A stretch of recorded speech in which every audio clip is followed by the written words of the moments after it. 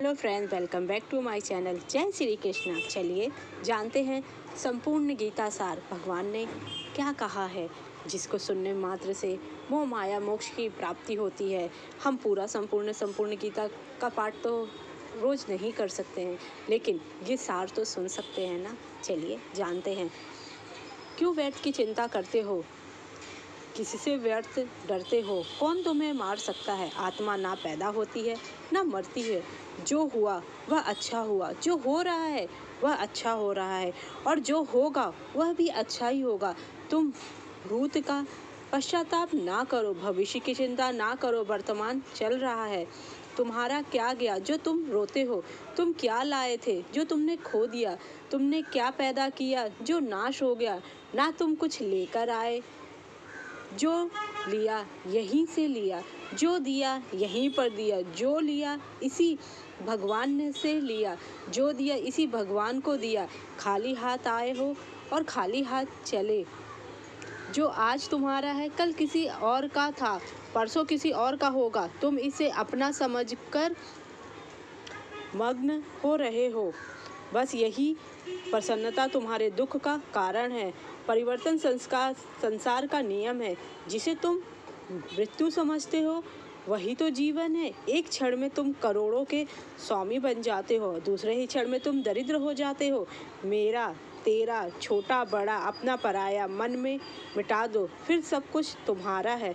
सब के हो, यह ना शरीर तुम्हारा है ना तुम शरीर के हो। यह अग्नि जल वायु पृथ्वी आकाश से बना है और इसी में मिल जाएगा, परंतु आत्मा स्थिर है जिसका कभी ना जाए। फिर तुम क्यों रोते हो?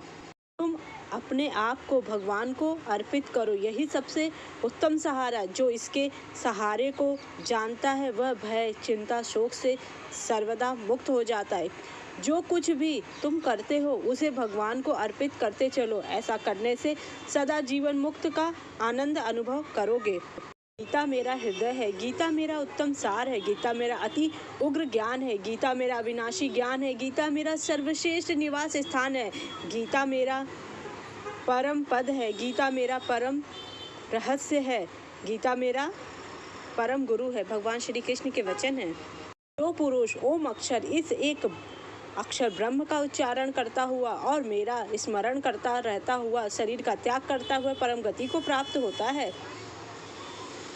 यह योग ही है कि आपके कीर्तन ईश्वर से जगत अति हर्षित होता है और अनुराग को भी प्राप्त होता है, क्योंकि ईश्वर सबका परमात्मा और सब भूतों का सुहृदय है। भयभीत राक्षस लोग समस्त दिशाओं में भागते हैं और समस्त सिद्ध गणों के समुदाय आपको नमस्कार करते हैं।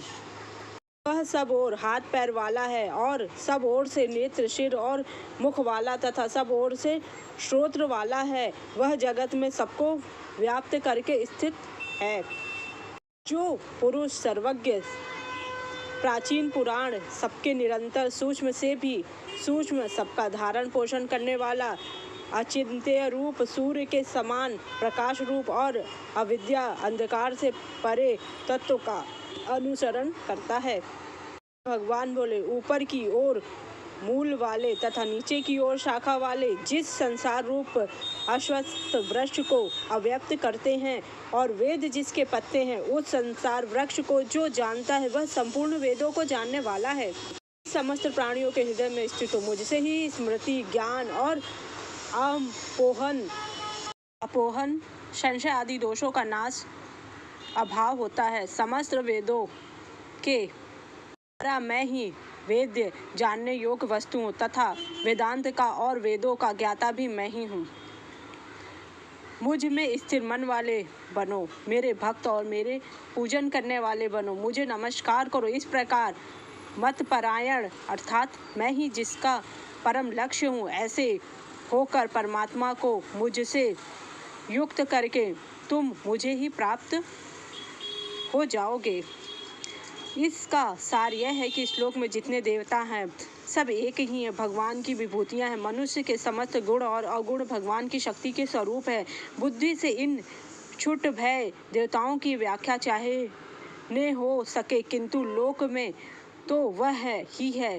कोई पीपल को पूजता रहा है, कोई पहाड़ को, तो कोई नदी को, कोई समुद्र, कोई उनसे रहने वाले मछली और कछुओं को भी पूछ रहा है, कर रहा है।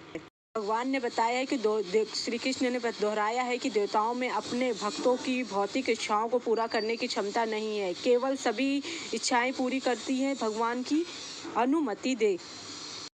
वाधिकारस्ते माँ फलेषु कदाचन माँ कर्म फल हेतुर्भूर्मः ते संगोत्वम कर्मणि ही, कर्म पर ही तुम्हारा अधिकार है, कर्म के फल में कभी नहीं, इसलिए कर्म को फल के लिए मत करो। अगर आपको मेरी जानकारी अच्छी लगी हो तो मेरे चैनल को लाइक कीजिए, सब्सक्राइब कीजिए, शेयर कीजिए। Thank you so much. जय श्री कृष्ण।